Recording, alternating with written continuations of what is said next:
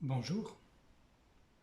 Suite à la vidéo d'hier autour de l'approche de la méditation d'Andrew Cohen, je voudrais aujourd'hui parler de celui qui lui a permis de vivre l'éveil, de reconnaître sa véritable nature, à savoir Punja, que ses amis et disciples appelaient Papaji, Papa.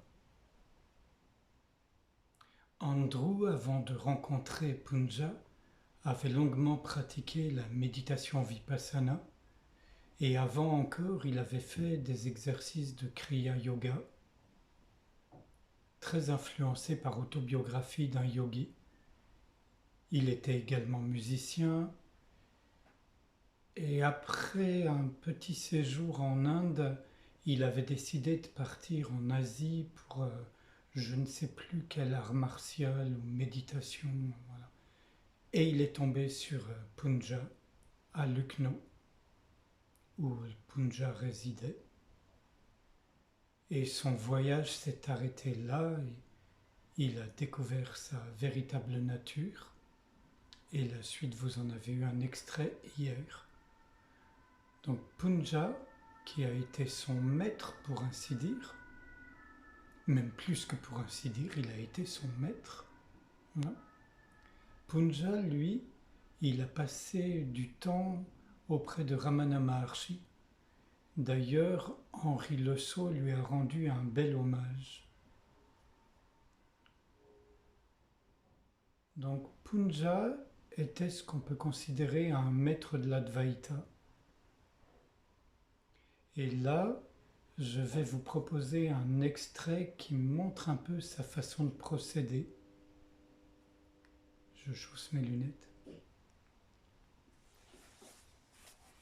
C'est dans ce livre-ci,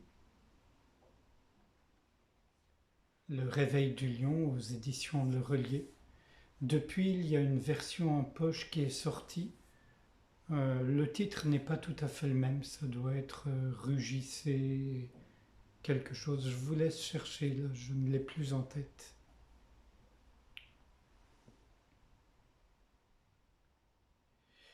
La concentration se pratique dans le monde entier, mais je n'en ai constaté aucun résultat. Se concentrer sur un objet comme la respiration ou le corps demande un effort. L'effort est nécessaire entre l'observateur et l'observé. Quand il n'y a pas d'effort, quand le mental ne fonctionne pas et retourne à son état naturel de calme, de paix, c'est la liberté. Alors comment faire ? Il existe différentes approches. En fait, être libre ne demande ni effort ni méthode. Vous n'avez pas à fouler le sol des sentiers battus.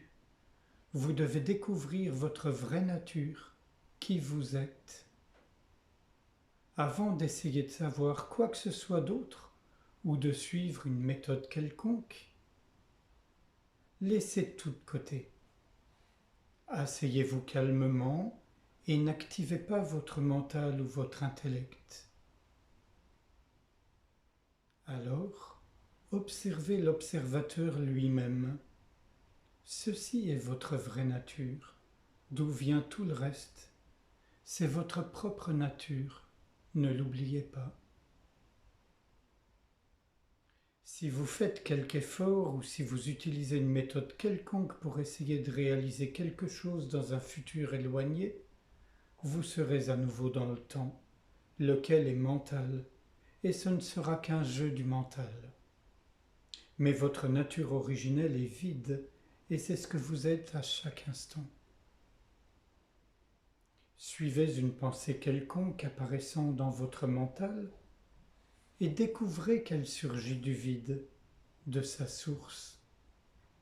Et quand vous êtes conscient, quand vous voyez « je suis cette source même », il n'est pas besoin de suivre la moindre pratique, ni d'aller nulle part ailleurs. Et vous verrez que c'est ce que vous avez toujours été. C'est ce qu'on appelle la liberté, et elle n'est pas à réaliser ou à atteindre dans un avenir éloigné, elle est déjà là.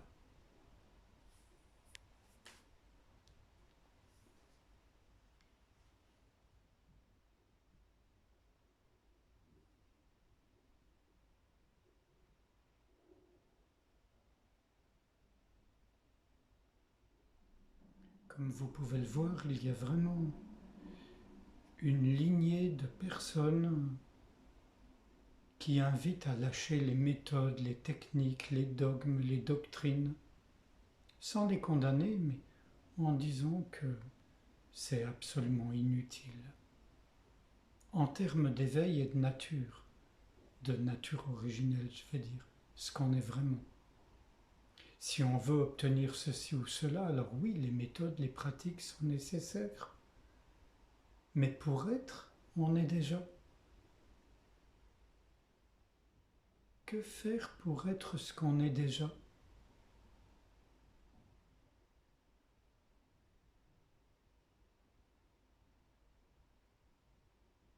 Donc il y a toute une famille comme ça, à travers le monde et à travers les âges, qui nous invite à simplement être ce qu'on est. Et tous nous disent de manière différente, mais tous nous disent d'abandonner les concepts, d'abandonner les croyances, d'abandonner notre savoir pour nous rendre réceptifs à ce qu'on est déjà de tout temps. Si vous le voulez, on peut passer un petit instant ensemble en silence, avec un corps détendu, peut-être les yeux fermés, et simplement être ce qu'on est. Ce qui signifie que si une pensée se présente, vous n'en tenez pas compte. Si une sensation vous taraude, vous n'en tenez pas compte.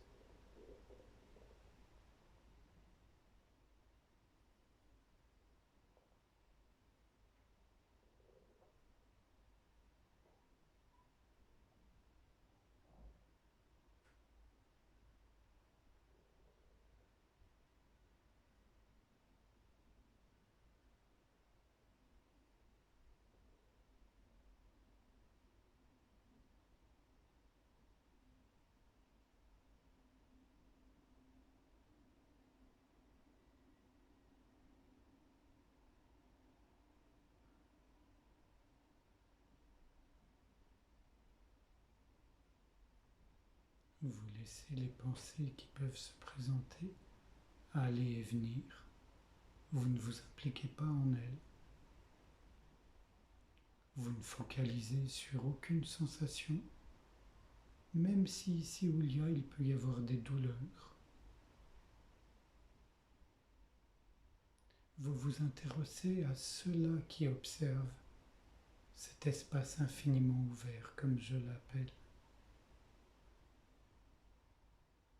Et vous vous tenez à cet espace infiniment ouvert, rien d'autre, ce qui signifie qu'il n'y a strictement rien à faire et pas le moindre effort à fournir, juste être.